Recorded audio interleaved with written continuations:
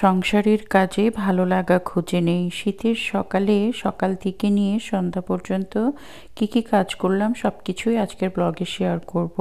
আসসালামু আলাইকুম। কাছে এবং দূরে, দেশ এবং দেশের বাহিরে যে যেখান থেকে আমার ভিডিওটি দেখছেন, আশা করি আল্লাহর রহমতে সবাই ভালো আছেন। আলহামদুলিল্লাহ, আমরাও ভালো আছি। আজকে ভিডিওটা শুরু করলাম সকাল থেকে। সকালে অফ ক্যামেরায় নাস্তা করে নিয়েছি। আর সংসারে তো অনেক রকমের কাজ থাকে, তো বেশ কিছু কাজ শুরু করে দিলাম সকাল সকাল। কিছু ফ্রুট সালাদ করছি, দেখতেই পাচ্ছেন। ফলগুলো নিয়ে এসে রেখে দিয়েছিলাম, এগুলো নষ্ট হওয়ার মতো অবস্থা। তো ভাবলাম যতটুকু পাওয়া যায় কেটে ফেলে দিয়ে এগুলো সুন্দর করে যদি একটু ফ্রুটস চাট করি তাহলে খাওয়া হবে। তো আমি সুন্দর করে ফলগুলো কেটে নিচ্ছি।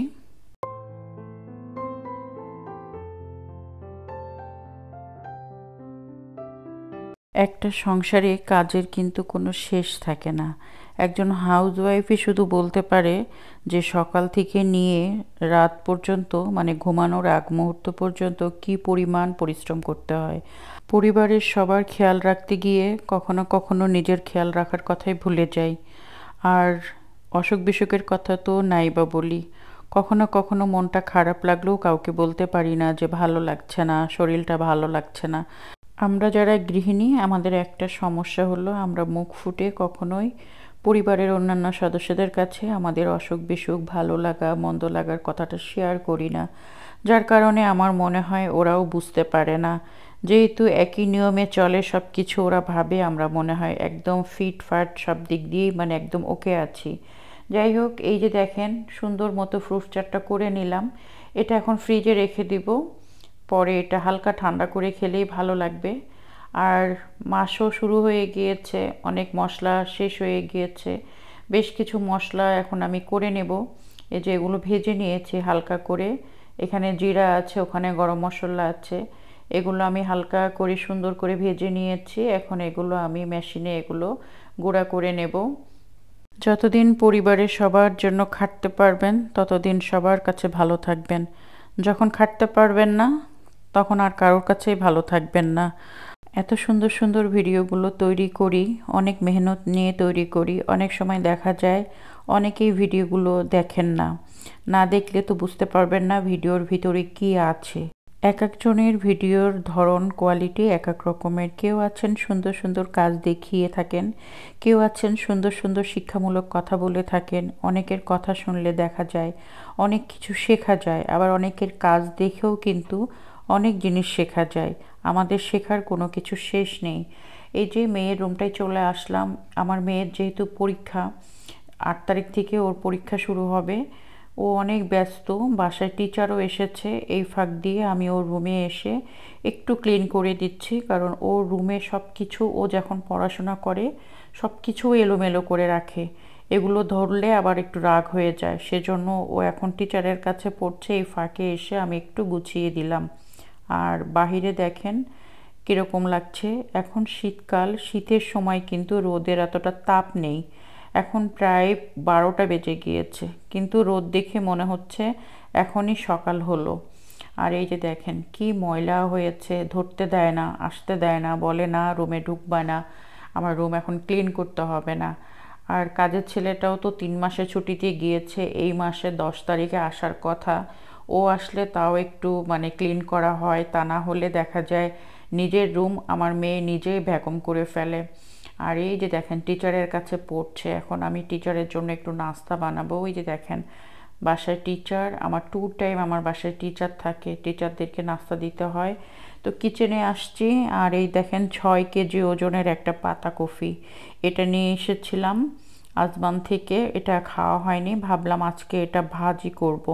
তো আগের দিন একটু ভিডিও করে রেখেছিলাম, সেটা আপনাদের একটু শেয়ার করলাম আপনাদের সাথে। আর এই যে এখানে আমি কেটে নিয়েছি, এগুলো সুন্দর করে ভাজি করব। আপনাদের ভাইয়া বলছিল যে নর্মাল যে পাতাকপিগুলো পাওয়া যায় সেগুলো 5 দিরহাম 6 দিরহাম করে, আর এটা নিয়েছে 17 দিরহাম। বলছে তুমি তো সব কিছু আবার নষ্ট করে ফেলো, পাতাকপিটা ফ্রেশ থাকতে একটু ভাজি করো। ভাবলাম আজকে পাতাকপিটা ভাজি করব। তো এই যে কেটে সুন্দর করে আমি বসিয়ে দিয়েছি। এখানে আমি হাফটা নিয়েছি, 1 হাঁড়ি হয়েছে, এটা শুকিয়ে অল্প হয়ে আসবে। এখানে গাজর দিয়েছি আর আলু দিয়েছি। গাজর, আলু, পাতাকপি একসাথে ভাজি করলে অনেক মজা হয়। আরেকটা চুলাতে আমি এখানে সুন্দর করে পালং শাক রান্না করছি। পালং শাক দিয়ে, আলু দিয়ে আর চিংড়ি মাছ দিয়ে আমি একটু মাখা মাখা ঝোল করব। আমার আজকে দুপুরের মেনুটা আপনাদের সাথে একটু শেয়ার করছি। এই সবজিগুলো সবসময় পাওয়া যায়, তবে শীতকালে কিন্তু একটু বেশি মজা লাগে। অন্য সময় খেলে এতটা টেস্ট লাগে না। সারা বছরই এখন তো আমরা সব সবজি পেয়ে যাই, আর অত কষ্ট করে আমাদের চিন্তা করতে হয় না কবে শীত আসবে বা কবে গরম আসবে এই জিনিসটা পাবো। আমরা তো জানতাম কাঁঠাল শুধু গরমের সময়ে পাওয়া যায়, কিন্তু এইসব দেশে কিন্তু কাঁঠাল শীতের সময়ও পাওয়া যায়, আম পাওয়া যায়, সব কিছুই পাওয়া যায়। এই যে দেখেন কি সুন্দর একটা কালার এসছে।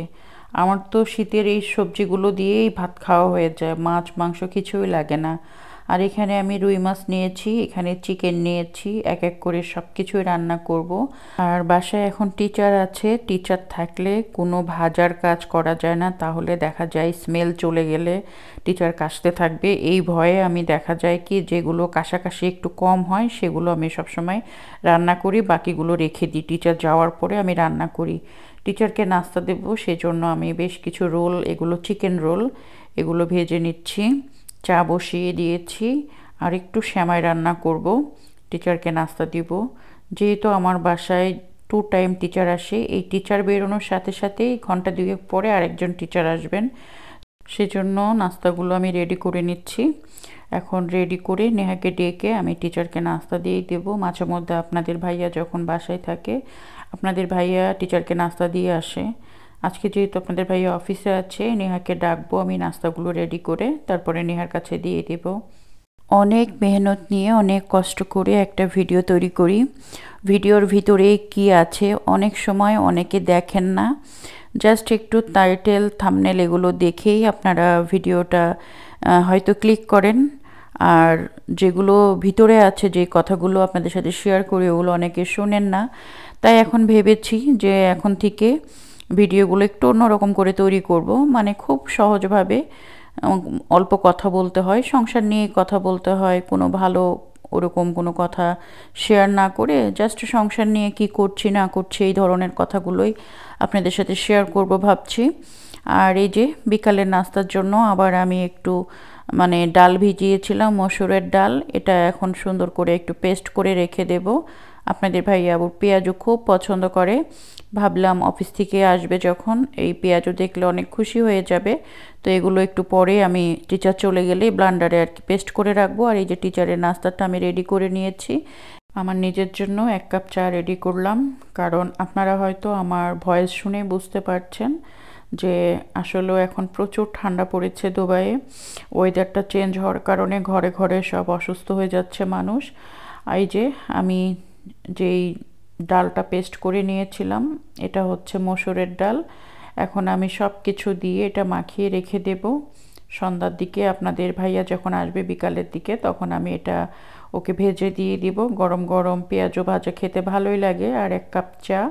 আর আমি যখন এই পেঁয়াজের জন্য ডালটা আমি রেডি করছিলাম সব কিছু মশলা দিয়ে, এখানে একটু কালো জিরা দিয়েছি। কালো জিরা নাকি সব রোগের ওষুধ, ঠান্ডা লাগলে অনেকে ভর্তা করে খায়, আসলে আমি ওইরকম ভর্তা করতে পারি না, তাই সবজির ভিতরে দিয়ে খাচ্ছি, বা একটু আমি এরকম যে কোনো কিছু ফ্রাই করলে তার ভিতরে দিয়ে খাচ্ছি। ওরকম করে আমি শিলপাটায় বেটে ভর্তা করতে পারি না। আর মনে হচ্ছিল গরম গরম ভাতের সাথে খেলেও হয়তো পেঁয়াজটা অনেক মজা লাগবে। তো বিকালে তো আমরা নাস্তা সবাই খেয়েছি, রাতের ডিনারের জন্য আমি যে এখানে শাসলিক বানিয়ে রেখে দিয়েছিলাম ফ্রিজে, আগের থেকেই রাখা ছিল। আমি সব সময় তান্দুরি চিকেন আর শাসলিক মানে বানিয়ে ফ্রিজে রেখেই দিই, সেগুলো বের করে নিয়েছি। এগুলো এখন ভেজে নিচ্ছি ডিনারের জন্য। আর আপনাদের ভাইয়া বাইরের থেকে নান নিয়ে আসবে, নান রুটি। তো বললো যে তুমি শুধু কাবাবগুলো ভেজে ফেলো আর সালাদ করে ফেলো, বাইরে থেকে রুটিটা আমি নিয়ে আসব। সেজন্য আমি সব কিছু রেডি করে নিচ্ছি।